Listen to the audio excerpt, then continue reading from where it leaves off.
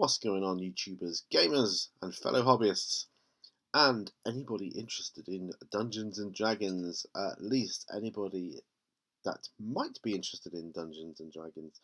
You see, this video is aimed at all you need, the very, very basics to get going, and you really don't need much. Now, the reason I'm making this video is because as you know, you meet various people in life, particularly in places of work and so on and so forth, and you end up in conversations, and it's amazing how many people knew about Dungeons and Dragons, but viewed it as well, isn't that just where you say, I'm a wizard and you're an elf, and you just play act, a load of stuff out, and it's like, no, there's a bit more to it than that.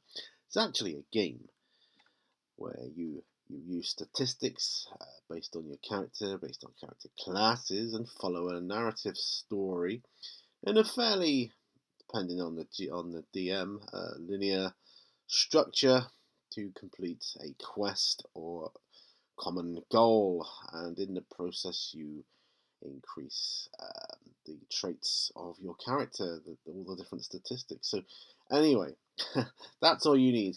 So what you need obviously is the rule set. Now, Wizards of the Coast, which produced the Dungeons and Dragons 5th edition rules and games books and all that kind of stuff, they kindly have a free PDF of the basic rules, which you can easily use to get going. And what I'll do is I'll leave a link in the video description below for that.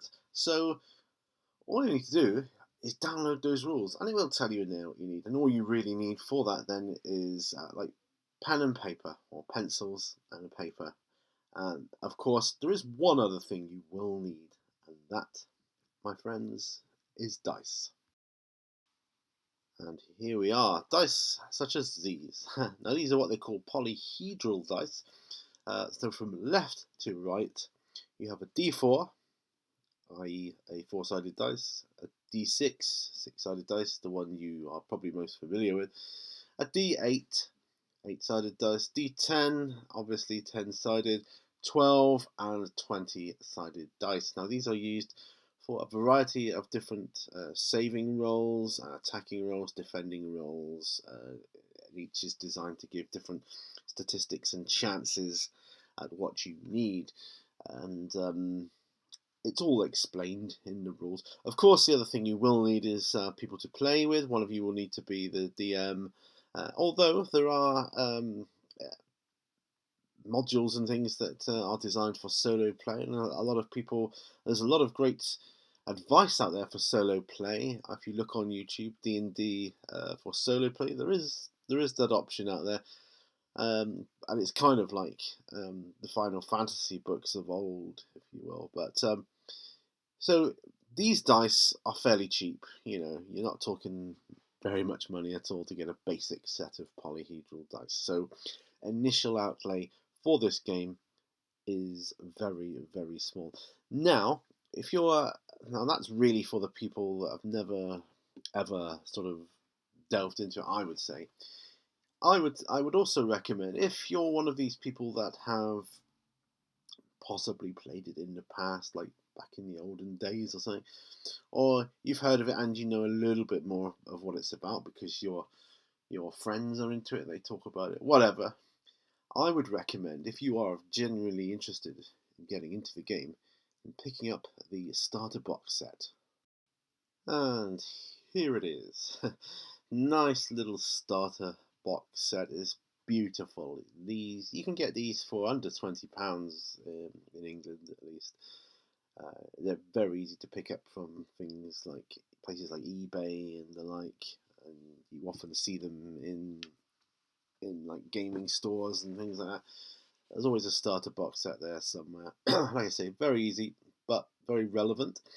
And there is a fantastic little module in it called the Lost Mines of Fendelver, which is ideal for you to run for your very first, well, not your very first game, but get your characters up to about 3rd level, and then you can play.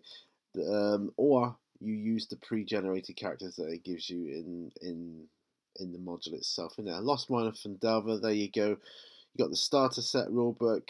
So you got some more illustrations with this, which is nice.